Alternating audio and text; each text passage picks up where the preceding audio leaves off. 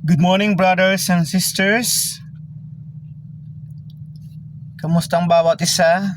Kamusta sa aking mga Ilonggo at sa mga Ilongga dyan?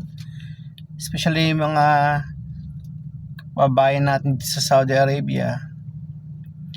By the way, ang aking discuss ngayon or pag-usapan natin yung about sa bilang OFW. Madalas natin nasasabi na kung kaisa, huwag mix lang to Ilonggo at saka Tagalog Kung kaisa, ang ato na balang mindset na pag sinabi mo na OFW ka, abi nila, garanon ka na, kaya nga sa abroad ka. Pero ang totoo, ang hirap din dito sa ibang bansa. Bali kami dire naga-budget lang para sa yung may padala ka. Yung iba naman nagpa-pretend na okay ang sahod, pero ang totoo kulang din naman. Napansin nyo na yung mga OFW usually nakikita yung mga pictures sa mga Facebook or any social apps na ang ganda ng mga damit. Yun lang yun sa araw na yun. Pero pagkatapos ng araw na yun, balik na naman kung ano ang suot na kinagalawan dito sa Saudi Arabia o sa ibang bansa.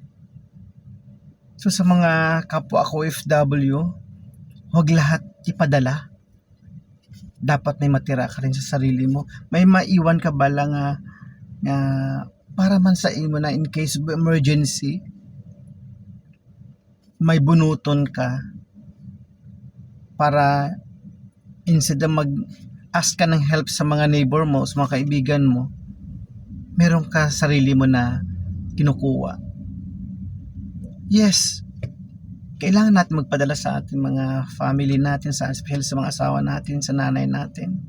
Pero yung ating mga kapatid, lalo na yung may mga asawa sila, kumbaga, kung meron ka, pero kung sobra, just help to them. Pero kung wala, wag mong pilitin. Wag mong pilitin na mangutang ka dito para tumulong, para malaman nila na mabigatin ka. Mali yun, brothers and sisters.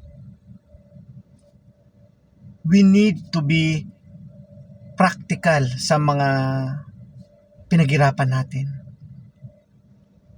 Kailangan natin mag-save na halimbawa yung sahod ng 1,000 riyals. O may maiwan ka dapat sa sarili mo. Not all the time you have to eat noodles o kung ano mga indomie na yan at saka na kailangan mo mag-budget. Tandaan natin, brothers and sisters na OFW, kung magkasakit ka, sino ang tutulong sa'yo? Tandaan natin na yung katawan po natin, yung una nating susi sa lahat natin tagumpay. So you have to be careful. Think positive lang. Maging wais sa pagpapadala. Kung may mga musta sa'yo na dati mong classmate, direct mo na kaagad sabihin na no. Kung wala ka.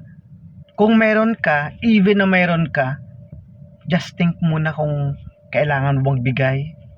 Kasi unang-una, brothers and sisters, nung wala siyang kailangan sa'yo, hindi man lang musta, di ba? Pero, nang may kailangan na siya sa'yo, nagparamdam. So, ang ibig ko sabihin nito, brothers and sisters, maging wais po tayo sa paggasto ng ating mga kapirahan. Hindi sa lahat ng oras malakas po tayo. Magpadala lang ayon sa pangailangan, matira sa sarili mo. Yung mga kaibigan na nandito, friends mo sila. Pero tandaan po natin, hindi sa lahat ng oras yung kaibigan mo ay tutulong sa'yo. Ang tutulong sa'yo, alam mo kung sino? Sarili mo. Naranasan ko na yan dito, brothers and sisters.